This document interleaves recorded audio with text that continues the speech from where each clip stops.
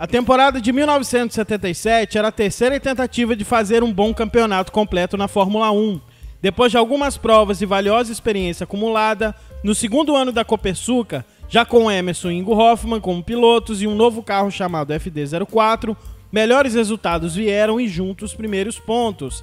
A pressão por resultados aumentava cada vez mais e a equipe tinha que continuar evoluindo, mas em uma velocidade mais alta do que se tinha visto até então.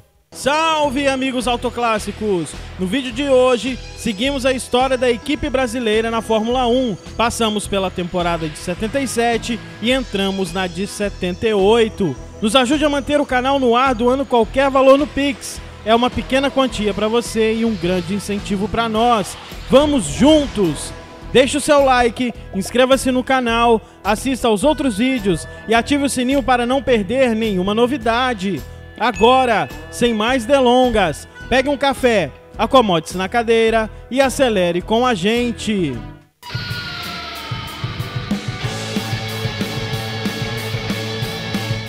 Os Fittipaldi contrataram o engenheiro inglês David Baldwin para reforçar o grupo de desenvolvimento da Copersucar. Sua experiência prévia na Fórmula 1 trazia o projeto do E-Sign N176. Baldwin teve bons projetos passados em carros de F3 e F2. Nessa época, a Copersucar já tinha uma base de operações da Inglaterra, o que facilitava a logística pela Europa durante o campeonato, além do contato com os fornecedores europeus e os novos colaboradores. O reforço trabalharia no desenvolvimento do novo carro da equipe junto com o de Villa, lançado com o nome de F5 já com a temporada em andamento. Até sua estreia, Emerson e Ingo correriam com FD04 atualizado por de Villa e Philip, agora pintado de amarelo e não mais prata como nos anos anteriores. A obra foi do lendário artista Cid Mosca, responsável pelas pinturas de capacetes de inúmeros pilotos pelo mundo. Mosca insistiu que o carro tinha que ser amarelo, cor do Brasil, e também ficava bem melhor nas fotos com o contraste do amarelo no asfalto escuro. Detalhes de quem entende do assunto. A temporada de 77 começou com a FD04. Uma luz parecia se acender para todos na equipe. Logo na primeira, no GP da Argentina, Emerson conseguiu um ótimo quarto lugar. Não foi total mérito da velocidade do carro, pois ele e Ingo largaram no final do grid com tempos bem distantes dos primeiros. Ingo abandonou com o motor quebrado logo no começo e Emerson foi sobrevivendo a vários acidentes e quebras. Conseguiu algumas ultrapassagens e terminou em quarto, o melhor resultado da equipe até então. Contrastando com a atual trajetória de altos e baixos da Copersucar, a nova equipe de Walter Wolff, que levava o seu nome e tinha o sul-africano George Scheckter como piloto, conseguiu vencer na sua corrida de estreia, com o lindo WR1 equipado com o mesmo Cosworth V8 que os FD04. No Grande Prêmio do Brasil, em Interlagos, a segunda corrida do ano, novamente Emerson conseguiu o quarto lugar na corrida. Ingo terminou em sétimo em sua primeira prova completa pela equipe. E por pouco não marcaria um ponto com o sexto lugar não fosse um pneu com baixa pressão nas últimas voltas. Seria a última corrida de Ingo na Fórmula 1, que deixaria a posição de piloto titular na Copersucar e seguiria a carreira na F2, na equipe de Ron Dennis, sim, aquele mesmo da McLaren. Com a saída de Ingo, a Copersucar correu com apenas um carro pelo restante da temporada. Na prova seguinte, em Kyalami, na África do Sul, Emerson largou em nono lugar e terminou em décimo, fazendo uma corrida regular, mas sem grandes dificuldades com o FD04. Em Long Beach, nos Estados Unidos, mais um bom resultado para Emerson, com o quinto lugar depois de largar em sétimo a menos de 1 segundo do tempo do primeiro colocado. A constância do carro estava melhorando, cada vez menos problemas surgiam e Emerson conseguia tirar mais e mais do equipamento. Era um carro já com 1 ano de vida que ainda vinha melhorando, mas não demoraria a chegar no seu limite. A imprensa da época continuava a pressionar a Copersucar e fazer pouco caso dos resultados. Afirmações como "é uma vergonha" e "mais um fracasso" eram constantes, o que irritavam os Fittipaldi repetidamente e injustamente. Até charges e tirinhas nos jornais eram publicadas debochando do trabalho feito pelos brasileiros. Os últimos 2 grandes prêmios do FD04, Espanha e Mônaco, não foram dos melhores.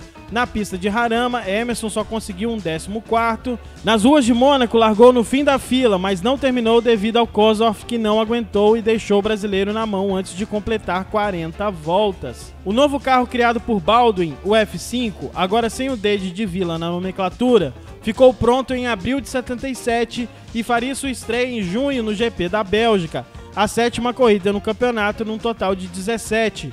Nos testes preliminares em Interlagos, o F5 mostrou-se rápido. Tanto Emerson como Wilson guiaram o carro para avaliação e sentiram confiança no novo projeto. Talvez o fato de avaliar os novos carros sempre em Interlagos, uma pista muito conhecida deles, pudesse ter afetado um pouco o julgamento quanto à qualidade do carro. Automaticamente, o piloto sabe os segredos da pista e consegue se antecipar. A questão é que o carro tem que andar bem em todos os circuitos. Desde o FD01, os testes em Interlagos eram tidos como positivos, mas em outras pistas o comportamento era outro. Obviamente, ter um autódromo do outro lado da rua de sua fábrica é uma dádiva e um sonho para qualquer equipe. Não é possível testar um carro em vários circuitos, que seria o cenário ideal. Talvez apenas as expectativas da equipe devessem ser um pouco recalibradas nestes testes, mas entendo que a emoção de ver o carro andando bem em casa dá um ar de confiança que às vezes pode ser um pouco otimista. O F5 seguiu o mesmo conceito básico dos demais carros da temporada, sem nada muito revolucionário.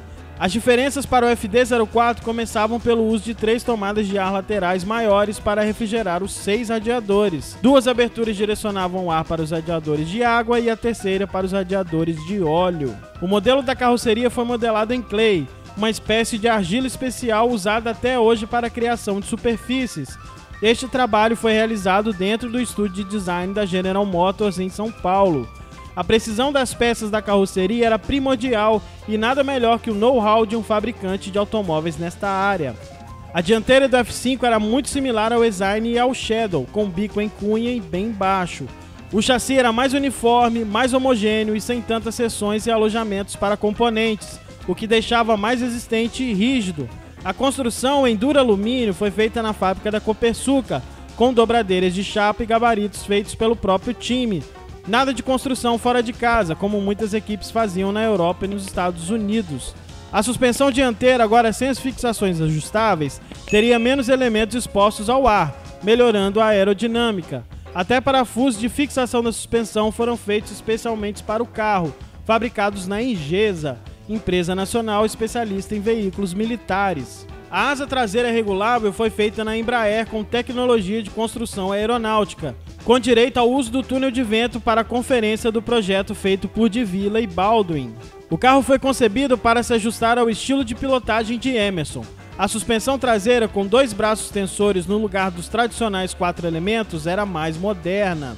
As expectativas por bons resultados com o novo F5 eram grandes, porém logo na sua primeira corrida em Zolder, na Bélgica, Emerson largou em 16º e não conseguiu chegar nem na 4ª volta, quando o motor apagou no meio da volta sem motivo aparente.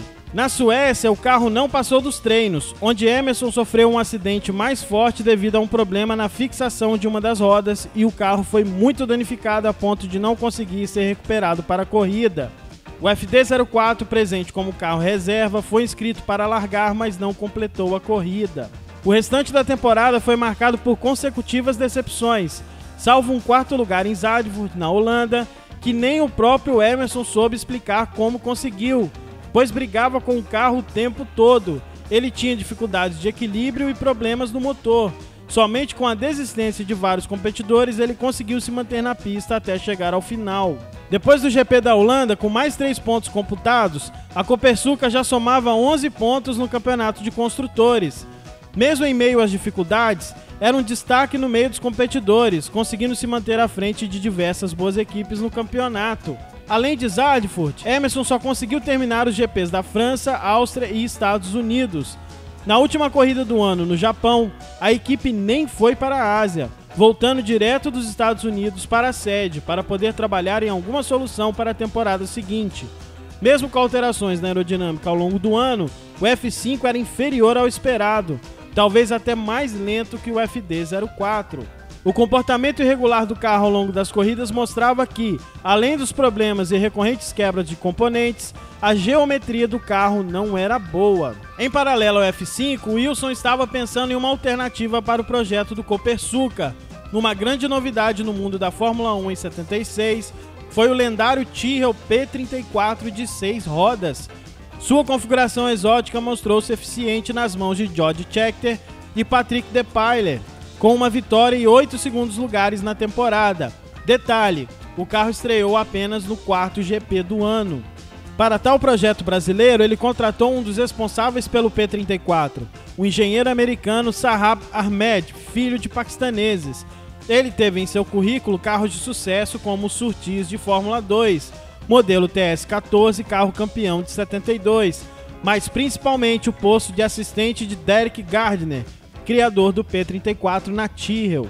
Dentro da Copersucar, Sahab tinha também a função de ajudar a identificar os pontos a melhorar no F5, depois que David Bowen deixou o time por, abre aspas, problemas de entrosamento com a equipe, fecha aspas, nas palavras de Wilson.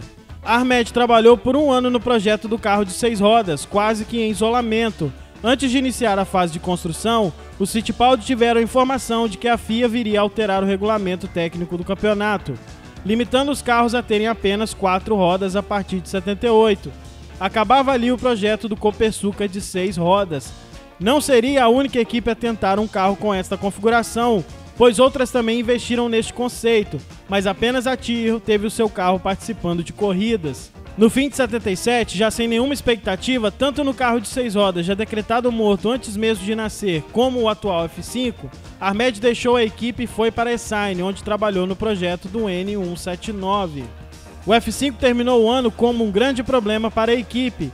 Baldwin seria dispensado e de Villa teria que tentar salvar o projeto de alguma forma, pois não seria possível fazer um carro do zero para a próxima temporada em tão pouco tempo.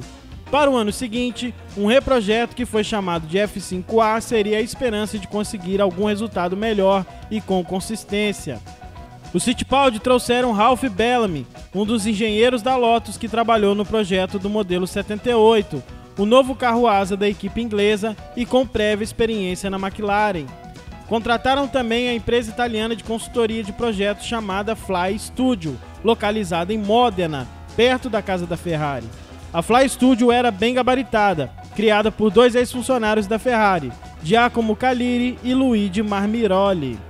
Caliri foi o substituto do grande Mauro Forghieri na Ferrari e assumiu os trabalhos na parte aerodinâmica no fim dos anos 60, quando o Mauro migrou para a divisão de Fórmula 1 da empresa. Trabalhou como chefe de projetos tanto na Fórmula 1 como carros esporte até 76, quando saiu para criar a Fly Studio. O projeto de Villa e da Fly Studio era tentar salvar o que fosse possível do F5. O monobloco era bem projetado e foi mantido, com pequenos ajustes. O conceito da vez era o efeito solo, explorado com sucesso pela Lotus, e o novo Copersucar deveria tentar algo neste caminho. Para tal, as laterais do carro foram modificadas para livrar espaço para a superfície do assoalho serem mais bem aproveitadas para criar o downforce. Ricardo de Villa conta, abre aspas, tínhamos necessidade urgente de mudar a carroceria do F5 e não havia disponibilidade de subcontratantes de fibra na Inglaterra, o mesmo para trabalho de fundição. Para fazer o trabalho no Brasil, só a logística e o tempo de reação atrapalharia muito, pois tínhamos urgência, visto os problemas do F5. O Giacomo, que tinha uma consultoria automobilística baseada em Modena e na qual trabalhavam à noite muitos desenhistas da Ferrari que faziam bico para arredondar o orçamento de fim de mês. Além disso, tinha acesso a um grande número de fornecedores na região de Modena. O radiador de óleo do motor passou para o bico do carro, assim como era no Lotus 78, para ganhar espaço nas laterais. Como o carro já existia, o efeito asa era um conceito que pedia um projeto especial, o time de desenvolvimento fez o que pôde para chegar o mais perto possível da construção desejada. Mas ainda não era um carro feito para ter o efeito solo e sim adaptado para isso. As saias laterais que foram introduzidas por de Villa no FD04 ganharam real função com a vedação do assoalho. A geometria de suspensão foi atualizada para melhor se adaptar aos pneus, problema que Emerson apontava como um dos culpados pelo desempenho duvidoso do F5. Por ser um carro agora com efeitos aerodinâmicos mais intensos, a suspensão seria mais firme para evitar o contato do assoalho com o solo. Quanto maior a downforce gerada, maior eram as cargas verticais na suspensão. O Consor V8 ainda era o coração do carro, mas os Fittipaldi já sondavam os novos motores turbo que viriam para as pistas com o Renault em 1977. Há algum tempo, tanto Emerson como Wilsinho desconfiavam que os motores que recebiam não eram exatamente iguais aos que as grandes equipes recebiam. Havia uma forte suspeita de que a Cosworth enviava para a Copersucar e outras equipes menores os motores de segunda linha. Os melhores eram repassados para as equipes como McLaren, Tyrrell e Lotus. Na estrutura da equipe, Wilson fez algumas mudanças, trazendo novo sangue para o time. Contratou Peter McIntosh para ser o chefe de equipe no lugar de Joe Ramírez, que, de acordo com alguns relatos, estava muito insatisfeito com a forma com que a verba da equipe era administrada e foi para a Shadow. Peter tinha muito contato e larga experiência com a politicagem da Fórmula 1, sendo um dos homens da Associação de Construtores da categoria. Nas mudanças internas, David Luff passou a atuar como chefe dos mecânicos e de trabalho de boxe nas corridas, além das atividades que já vinha realizando na parte de desenvolvimento desde 1976. Após a conclusão dos trabalhos, o F5A foi para a pista ser avaliado por Emerson, que ficou impressionado com o desempenho do carro. Disse ele que o carro era tão fácil de pilotar que parecia um F2. O carro andou na Inglaterra e na França. Em ambas as ocasiões mostraram bons resultados. Expectativas altas mais uma vez. A primeira corrida seria em Buenos Aires, onde em todos os treinos o carro andou sem nenhum problema, surpreendendo a todos na equipe, já acostumados aos recorrentes defeitos a cada evento na pista. O F5A foi bem, mas como todo novo carro ainda precisava de tempo de pista para tanto o Emerson se acostumar com o efeito solo, quanto a equipe a entender como acertá-lo. Na qualificação ficou apenas em 17º. Na corrida conseguiu se adaptar ao carro e aos poucos foi crescendo. Terminou a primeira corrida do novo F5A em 9º lugar, mas tinha a chance de ter passado a Ferrari de Gilles Villeneuve se a corrida não tivesse sido encerrada antecipadamente. Bom resultado para a estreia do carro, com praticamente nenhum problema técnico. Essa talvez a melhor notícia para o time. A segunda etapa do campeonato de 78 seria em Jacarepaguá, no Rio de Janeiro. Mais uma vez, a Copersucar teria a chance de mostrar ao vivo para os brasileiros que não estava de brincadeira, contrariando o que a mídia da época dizia e os ridicularizavam. Mas esse é um assunto para o próximo vídeo. E aí, ansiosos para saber como foi o desempenho do Copersucar em solo carioca? Aguardem! Conta aqui nos comentários o que estão achando da série. Já deixou o seu like? É muito importante para o canal crescer. Inclusive, estamos trabalhando na forma de recompensar aqueles que estão contribuindo no nosso Pix. Eu me chamo José Júnior e não vou parar até contar a história de todos os carros que passaram pelo Brasil. Um grande abraço e até o próximo vídeo. Tchau!